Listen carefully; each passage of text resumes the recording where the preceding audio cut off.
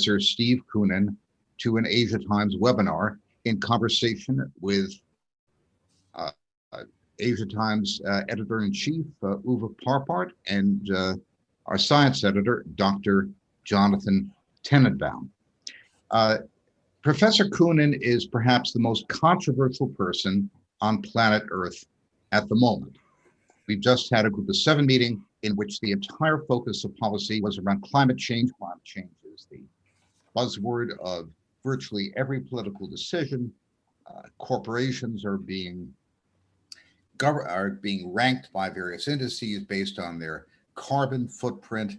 And in the middle of this, Professor Koonin, who was the most important scientist in the US government under the Obama administration, has questioned the entire apparatus, not so much the science behind climate change, but rather the interpretation of it and the political use to which it has been put.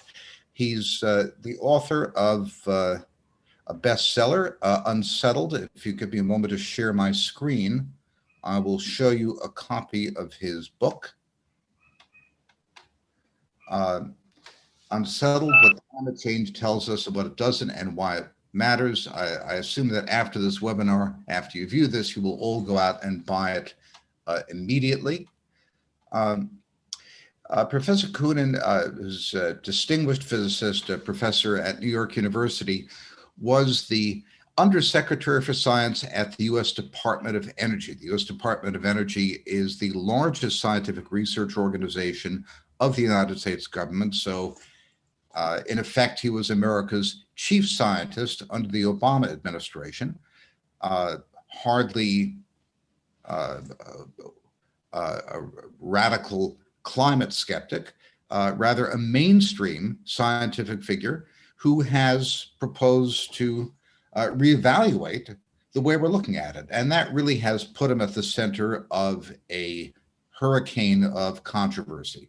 So with that, let me remind you that you have a Q&A function at the bottom of your Zoom screen.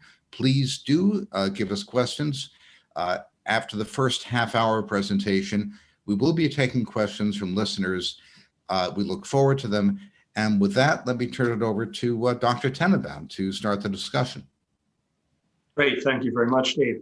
Steve, we've had a coverage of your book in AsiaTimes, a review of mine, and then an interview with you in May.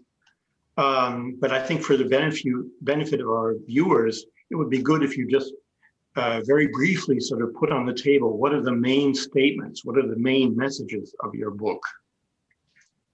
You know, Jonathan, when I hear politicians talking about an existential threat justified by our scientific understanding, I'm reminded of a line from the movie The Princess Bride, where one character keeps using the word inconceivable, and the other character says, "You keep using that word.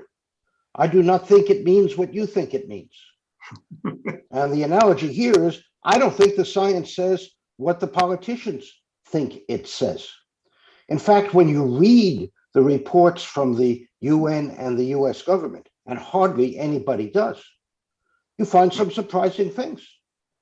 There are no significant trends in extreme weather, or at least very few, even as the globe has warmed by about 1 degree over the past century and a bit.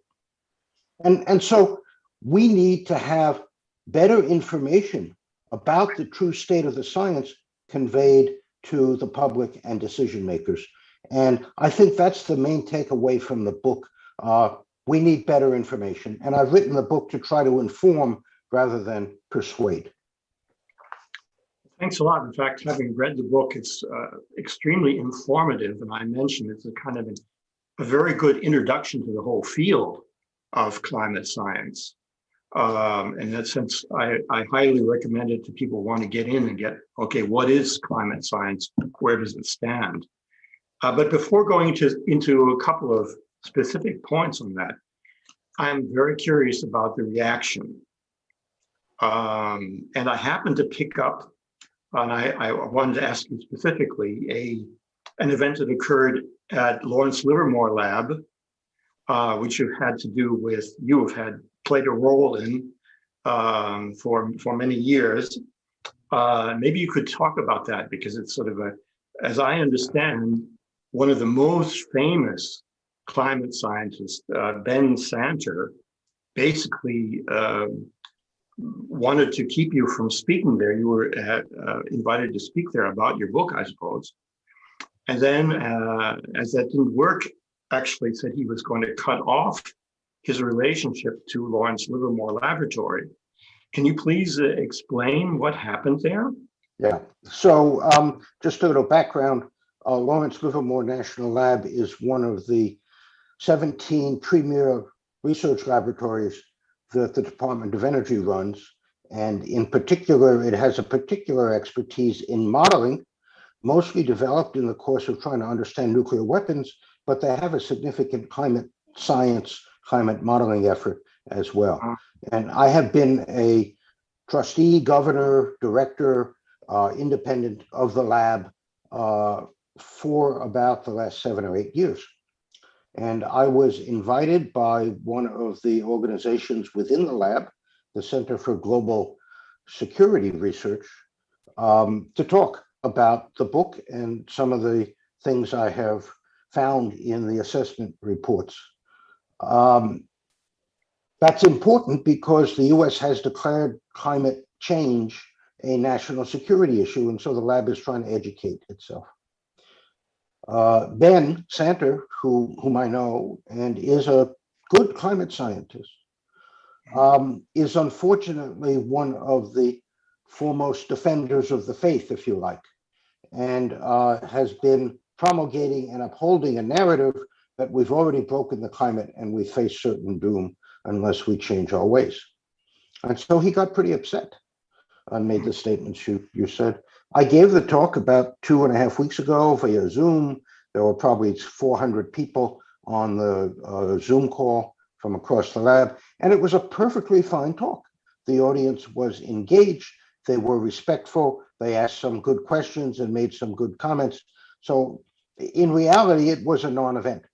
I am scheduled over the next many months to do many more talks in public at national laboratories and universities, and I hope to find the same respectful engagement. Whether people agree or disagree with me, that's fine, but that's how we do science. Yeah, I would certainly hope also that there are climate scientists that will engage you in those events, so that when we get a real debate on, up front, that people can get into what the issues really are.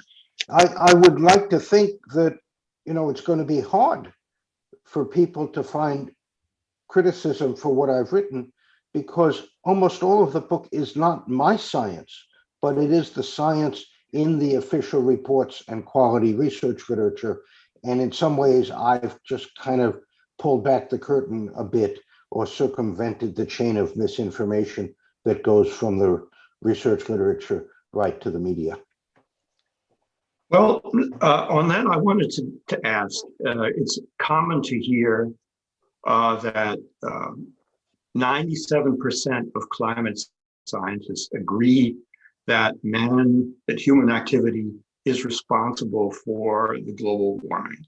But I've looked at there's a study done by the American Meteorological Society, a survey back in 2013, according to which 22% of the most expert group in the sample did not subscribe to the position that global warming is mostly human caused. So whatever of course, they say only 3/4 of the AMS members responded to the survey, which you can interpret in different ways. But they came to the conclusion, the notion that expertise is the single dominant factor shaping meteorologists' views of global warming appears to be simplistic. We found that perceived scientific consensus was the factor most strongly associated. What do you say to that? Well, first of all, the 97% number, which has somehow found its way into the zeitgeist, has been thoroughly debunked by poor statistical methods, very biased sampling of papers.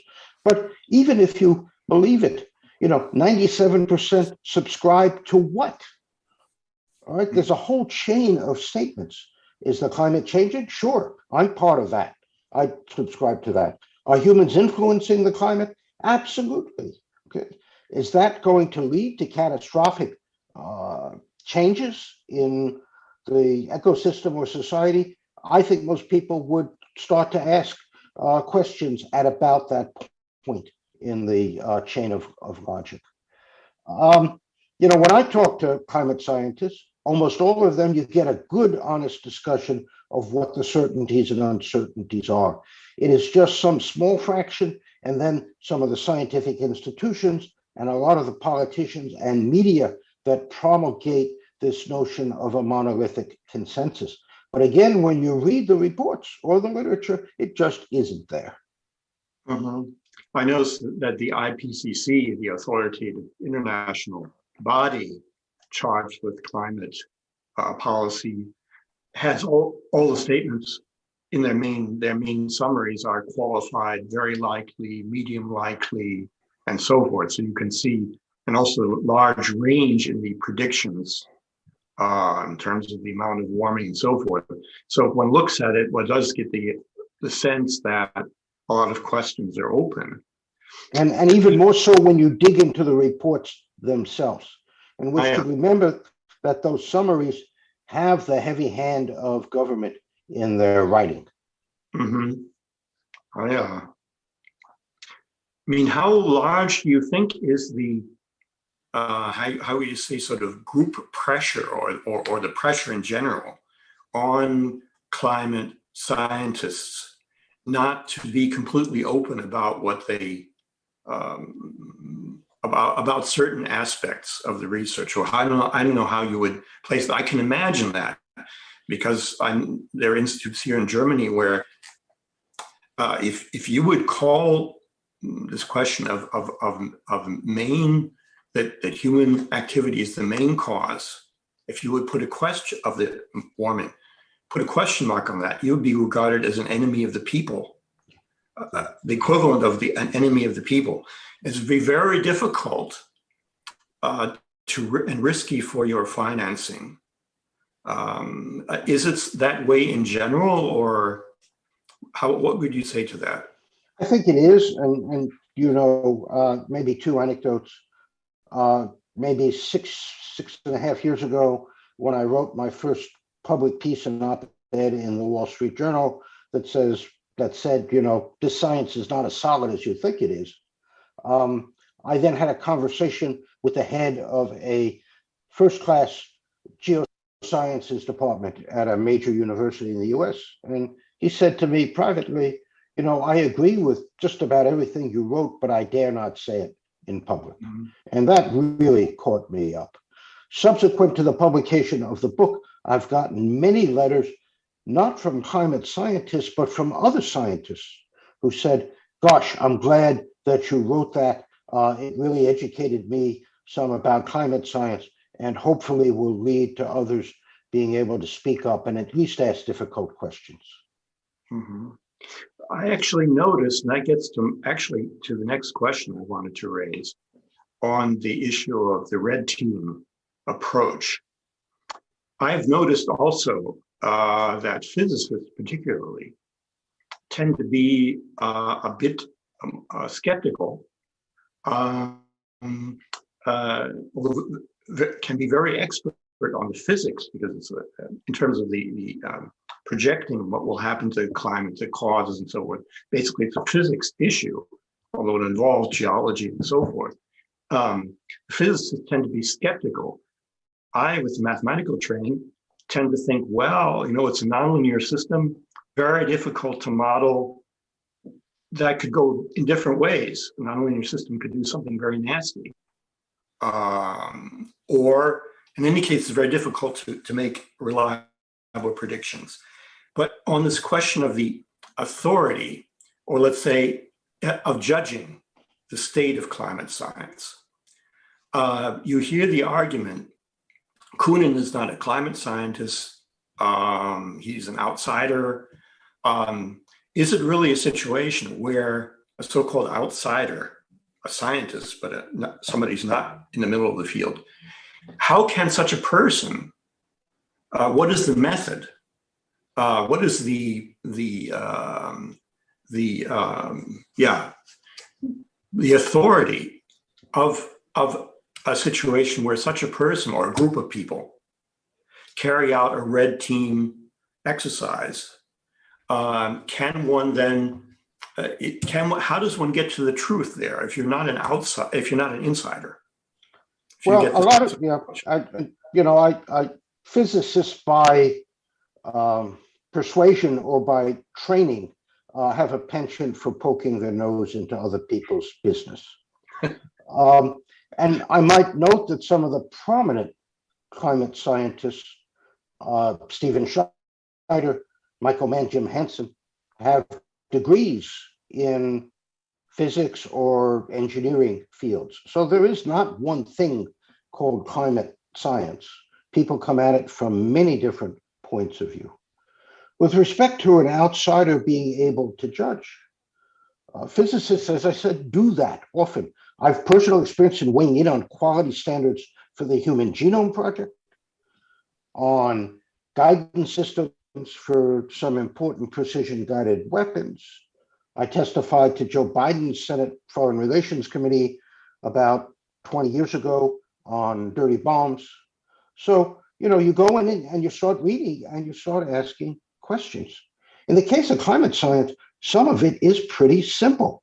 If the report says there will be only a few percent economic impact from a warming of 4 or 5 times what Paris is trying to limit us to, I think it's a legitimate and simple question to ask. How come you keep saying there's a climate crisis when the report actually says it's going to be a minimal effect? Mm-hmm. Similarly, how come you buried a statement that there are no trends in hurricanes in the back of the report? And the headline statement says, oh, it's going up and it's getting worse.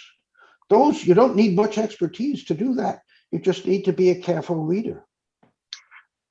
But a specific issue I wanted to pose is that of the climate modeling. You go into that in the book in some length, and we did that in the interview discussion that's published in AsiaTimes.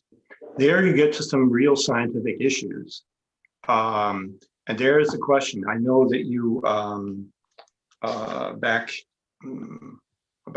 you will tell me, you had a session, I think a one-day kind of session with climate scientists and with other scientists.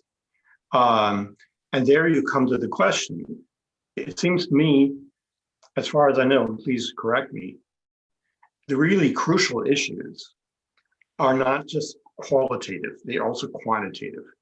In other words, is this effect or the continuing warming, is this going to be really bad, or is it going to be, let's say, the human, the CO2 or hothouse gases? Greenhouse gases. Yes. Yeah, greenhouse gases. Contribution to the warming.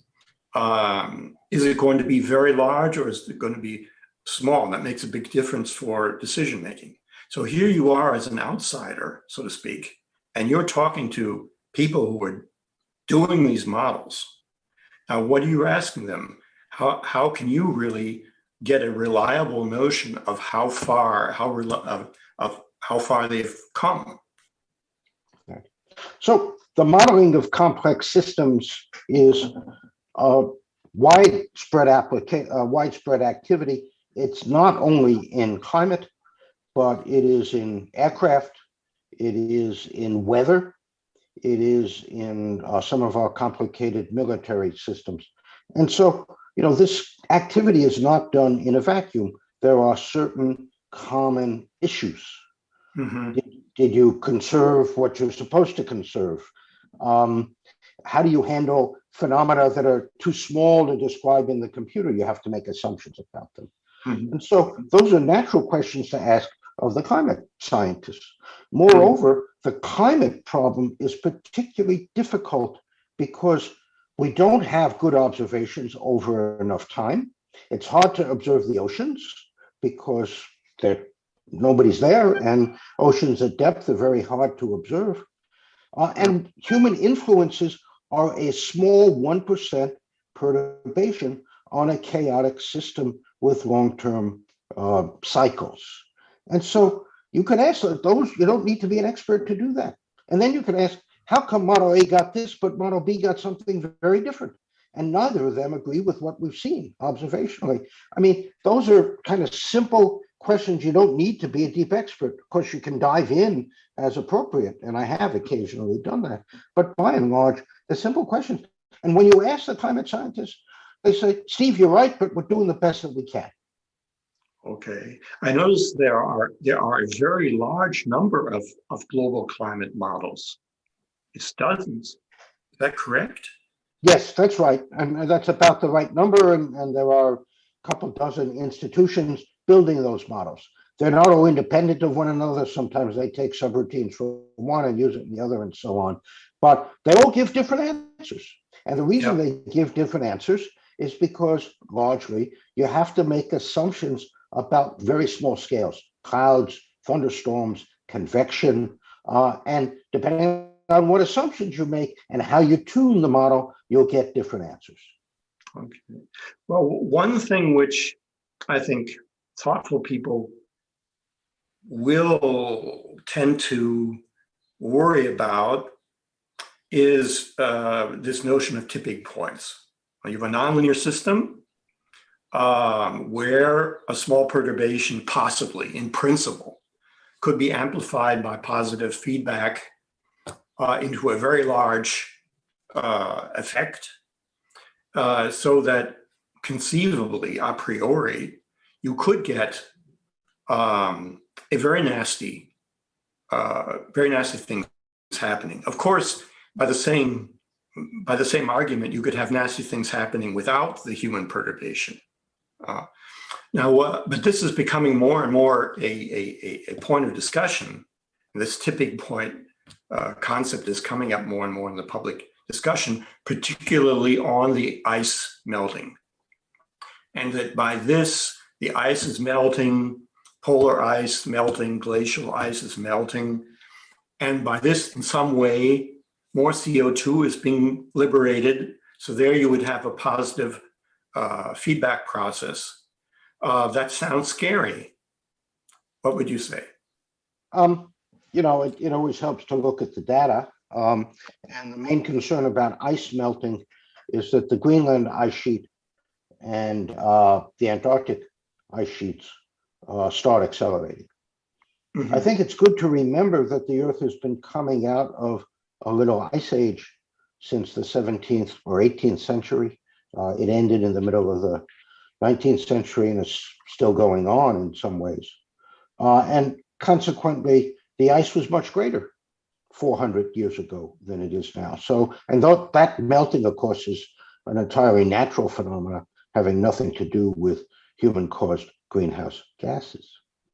If you go back further in time, the last so-called interglacial, the time between ice-covered Earth and such as the period we're in now, was 125,000 years ago. It's called the Eemian, and sea level was 6 meters higher than it is currently, and the temperature globally was about 2 degrees warmer than it is right now.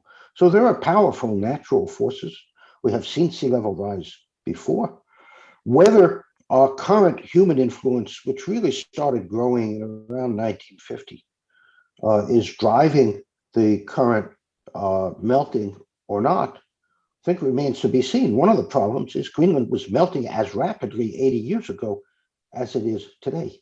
There are big natural fluctuations in these melting rates. So I think the jury is out, but even if it is, Greenland is contributing a grand total of 1 or 2 millimeters a year, less about 1.5 millimeters a year in sea level rise. Okay, that's pretty small. The total global sea level rise is 3 millimeters a year or a foot a century. And it's going to take a long time if we're going to see a significant rise that we won't be able to cope with. Could I, Jonathan, may I cut in here? Please.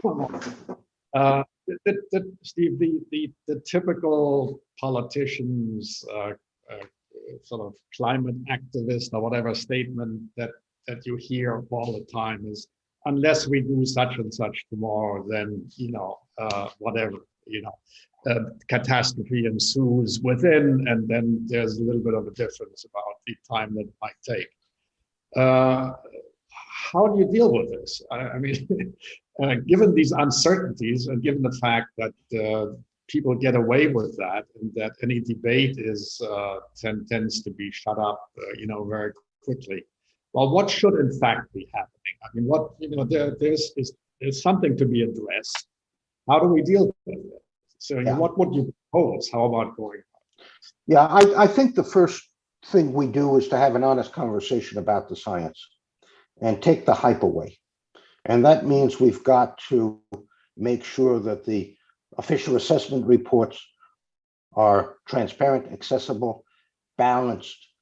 And then the second is that the scientific community has got to be calling out the politicians and the media when they overstate. The third thing, and we can go through a whole list of things, we've got to keep observing the climate system with precision and with continuity. We've got to improve the modeling, and we can get into how. But then I think we have to realize exactly what the magnitude of the challenge is if you want to reduce human influences. We need globally to reduce CO2 emissions to 0 by 2050 if you want to stabilize at 1.5 degrees of warming, and by 2075 if you want to stabilize at 2 degrees of warming. Given the growing demand for energy as most of the world develops, given that fossil fuels are the most convenient and reliable way of getting that energy, we have to admit that there's no way we're going to meet those goals. And even if we did meet them, they would entail a tremendous reorganization of society. And I think we have to have the values debate about, is it worth it, given the rather vague and distant projected impacts of warming? We have not had that debate. It's always been about emotion, and we've just got to do something. Well, what about the 40% of humanity that don't have adequate energy? Isn't it immoral not to worry about that? Yeah, I mean, just a quick follow-up. There's on the economic side, a pretty tight correlation between GDP growth over the longer term and energy intensity, for example, of the economy. So if are we going to give up economic growth, in order to meet certain climate goals? Whose growth are we going to give up? Are we going to give up growth in sub-Saharan Africa or in Brazil, or where, or in Sweden? Right. So it seems to me that yes, obviously this has to be a broader debate, and we have to look at the consequences of some of these things that are being proposed. 30 kilometers per hour in German cities is not going to swing it, right? No. Most people, unless you've studied it, have no sense of the scale of the energy system, of how it operates, and how long it takes to change it. I like to say you change the energy system by orthodonture, not by tooth extraction. And what's being proposed now in the US and many other countries is a whole mouth treatment. And that just isn't going to fly. We've seen the yellow vest protests. We've seen the flap in the UK about the cost of heat pumps that they attempted to mandate. And I think we're going to be in for that in the US over the next 5 years as these policies start to affect people's daily lives. Mm-hmm. Maybe I wanted to get into one aspect of that a little later, or as the question after the next one. Then I think the plan was to go to questions from the viewers. But let me bring into something which is really very interesting, which is the question of geoengineering. And I didn't realize until I read your book and then began to look around also at some of the papers and some of the documents on this, that the perspective of actually cooling down the Earth's atmosphere, by releasing aerosols in a controlled manner is a very serious option. I noticed here, there's even in the US National Academy of Sciences, a committee on geoengineering climate.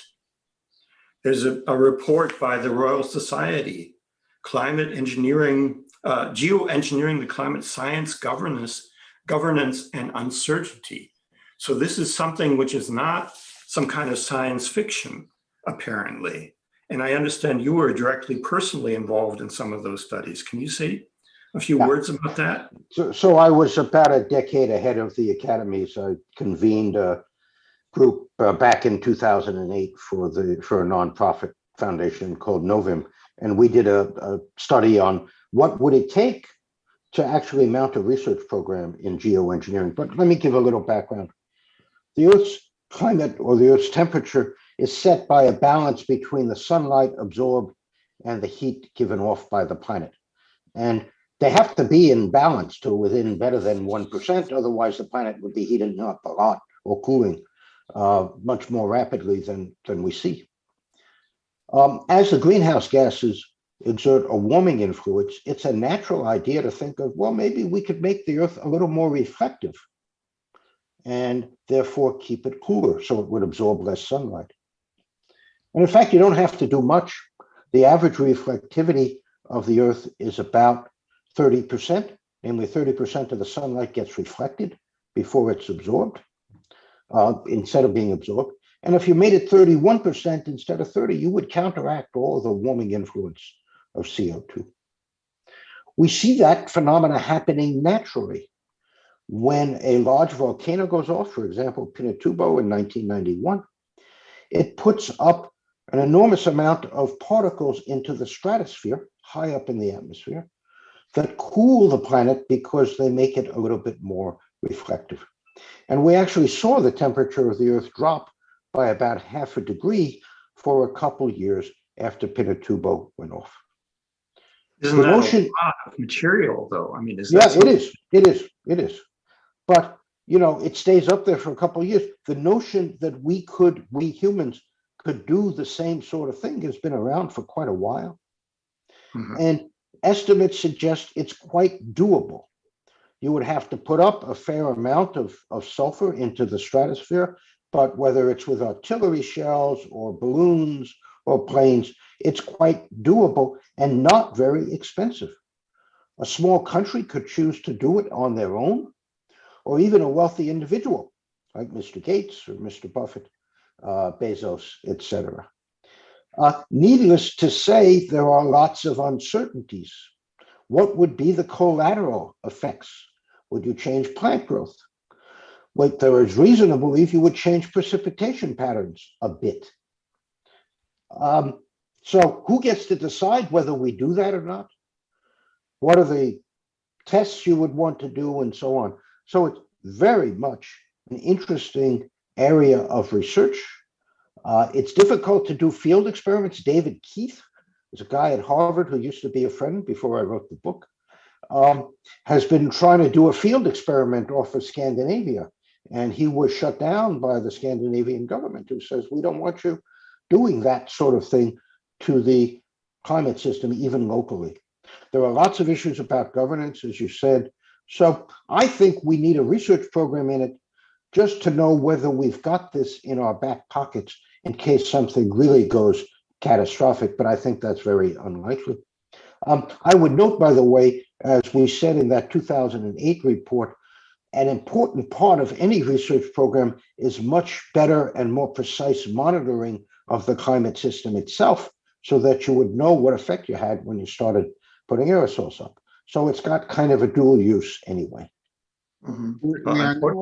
We're now slightly past the midpoint of the hour. It's time for a word from our sponsor. First of all, now that you've heard Professor Coonan, please do go buy his book, Unsettled, most controversial book of the decade. And secondly, AsiaTimes asks you to become subscribers to AsiaTimes. We present these events as a public service, and we're honored to have the participation of distinguished speakers like Professor Coonan. But in order to do so, we do need the support of our readers, as indeed do all publications. So when you go back to the AsiaTimes website, please do subscribe. We will now begin to take questions from the audience. The first comes from a listener who has worked on nitrous oxide mitigation in China. Listener points out that China has tremendously under-resourced air pollution, and people who've looked at satellite data say that China isn't doing enough to reduce nitrous oxide emissions.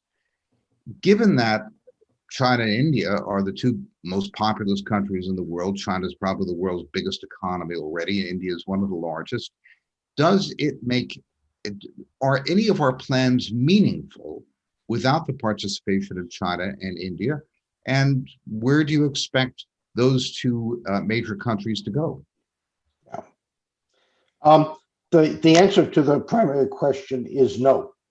Unless China and India and the rest of the developing world come along, whatever the US and the EU and the rest of the G7 do is not going to make much difference at all.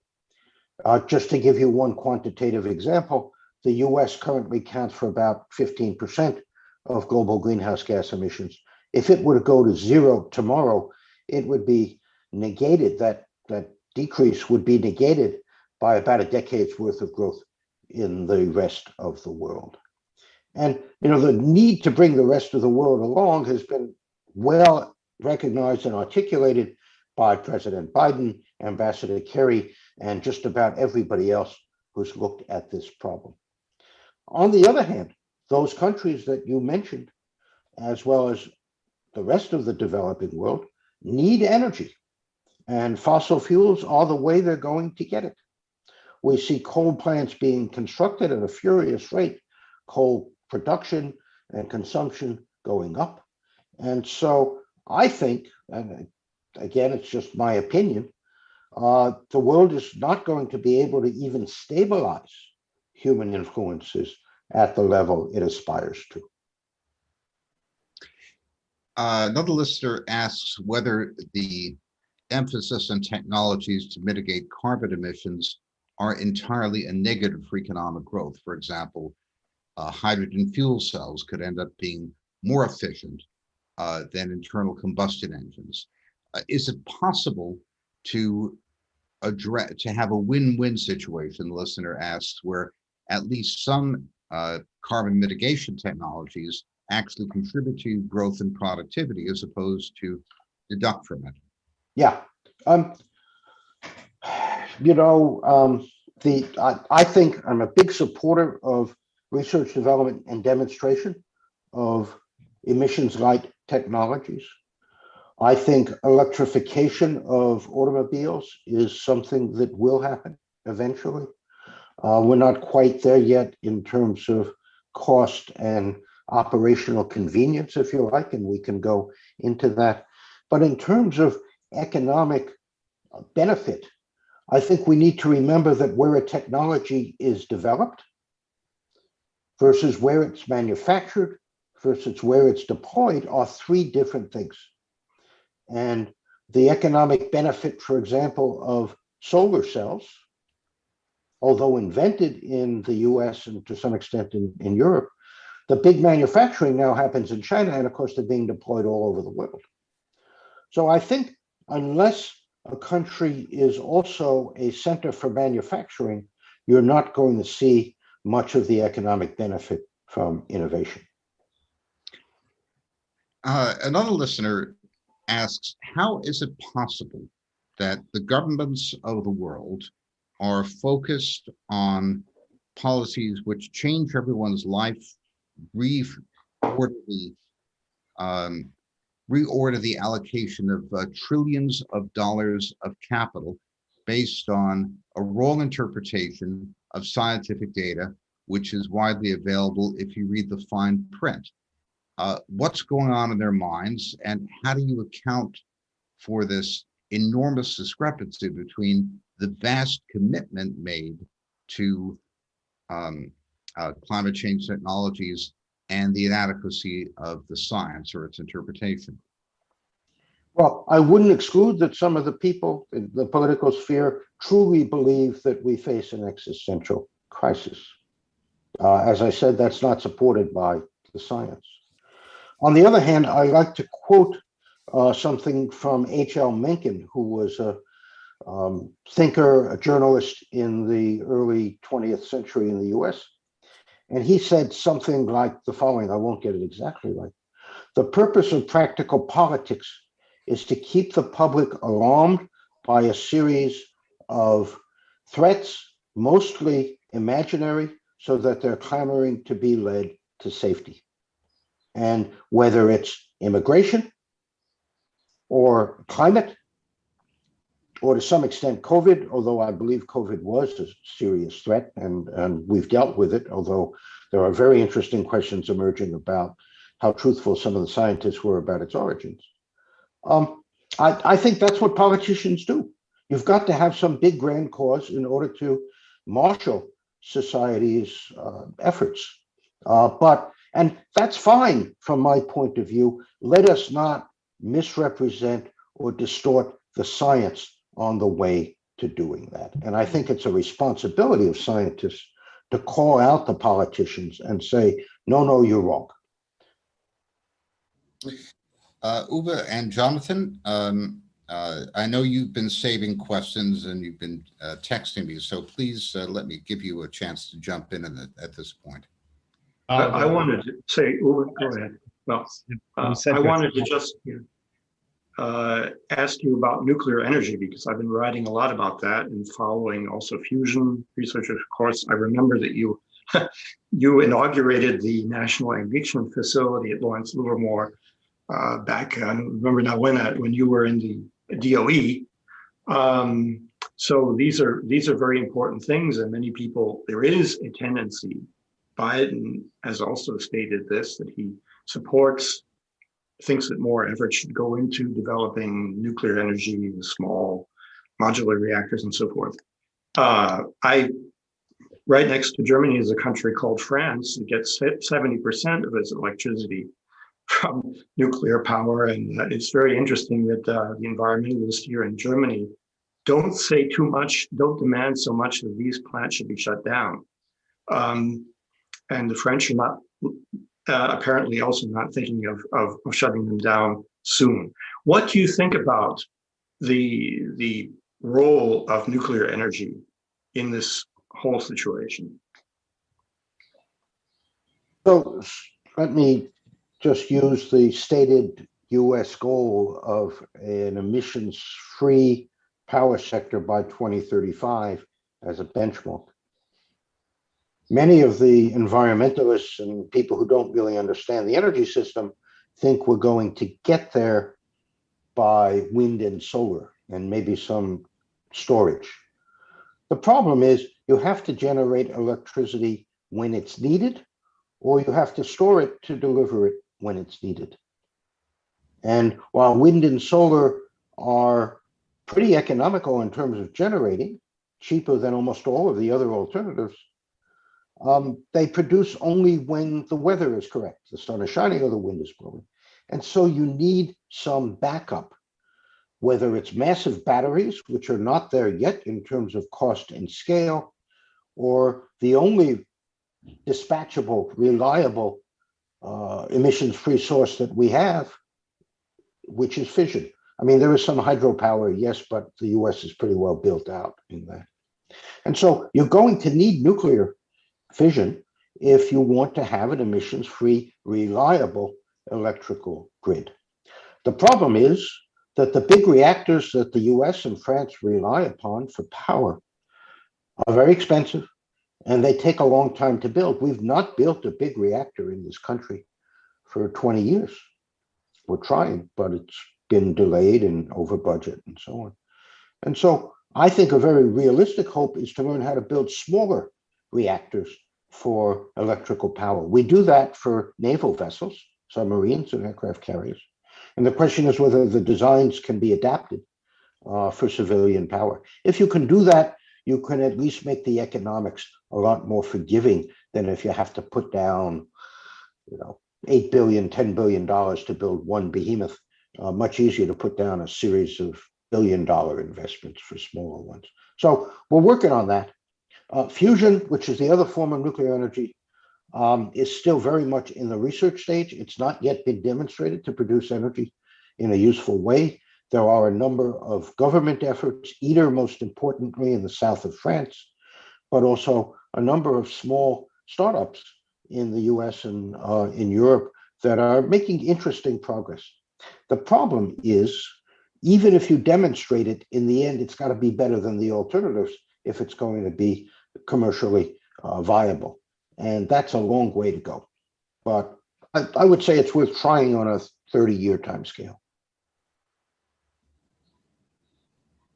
So the challenge is going to be what? I mean, energy policy is one thing.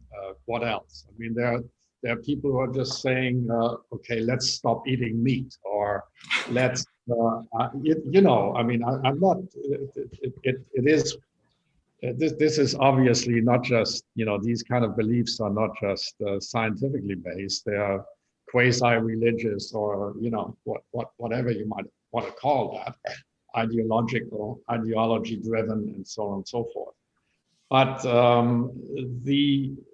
would you say the focus has to be energy policy, or would you say the focus has to be something else? How do we go about it? Yeah, I think, that there's the question of should versus will. And the should is very much a personal values discussion. I'm not going to offer that, but I'll offer a statement about what I think will happen. And that is that the dominant societal response will be adaptation. Adaptation has a lot to recommend it. First of all, it's agnostic. It doesn't matter whether the climate's changing because of human influences or naturally. It's proportional. If the climate changes less, you adapt less. If the climate changes more, you adapt more. It's what society does naturally. I mean, we have, of course, been doing that, whether it's the Dutch building dikes or, tuning our agricultural crops to local conditions. And it's very saleable to people because it's local, it's pretty immediate, and it's not in response to some vague threat 2 generations away and halfway around the world. So society is going to adapt, and we need to figure out how to make it most capable of adapting.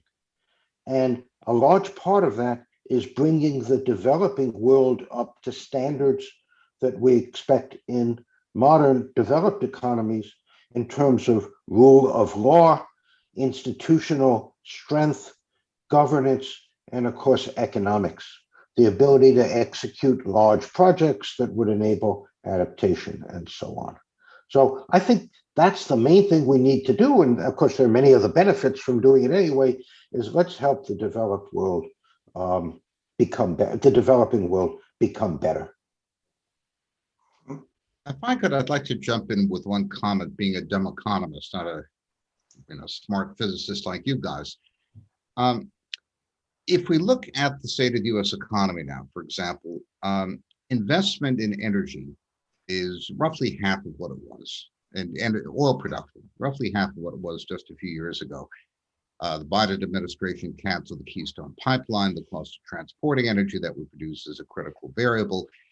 The public hostility to anything to do with carbon emission is so great that even highly profitable projects in the oil patch are being avoided by investors because they don't want to be seen as environmentally unfriendly. And if this leads to higher inflation and ultimately lower economic growth, our capacity to make the investments that we wish to make, which really would be beneficial, let's say more nuclear power plants, whatever the right technology is, will be diminished. So we could easily shoot ourselves in the foot. I think the administration's efforts to curtail oil and gas production in the US, which is a different issue than power, but let's talk about oil and gas for a minute, are woefully misguided. If the US cuts back on its domestic production, that slack will be picked up by countries in the Middle East and by Russia, and will not result in any significant reduction in greenhouse gas emissions. But you will clobber some number of millions of jobs that the oil and gas industry supports, and 8% of the US GDP. And perhaps even more importantly, you will make the country more dependent upon imported energy than it is currently. It's really quite independent right now. So all in all, I think you have to ask, do you want to do those things for effectively minimal impact? And I don't think that case has been laid out convincingly to the public or to the financial decision makers. And I would hope that my book is a start to having a fact-based discussion of the values that I've tried to, the values discussion that really needs to happen. Maybe I would rise. I think you touched, or Uwe also, on a very fundamental kind of an issue. We are observing this quasi-religious, development, a spread of a kind of quasi-religious feeling and motivation, not least of all among young people. And I think this reflects to a certain extent that young people nowadays, many of them, disoriented and don't have sort of a definition. What is good? Okay, you have your career, but what is good to do? Where can I find an overriding moral purpose or cause other than this pressure of career?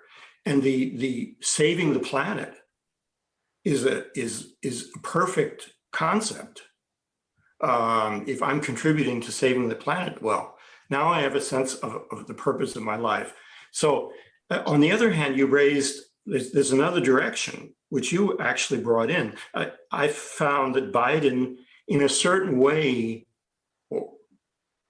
responds or is trying to respond to a certain pessimism by being very upbeat.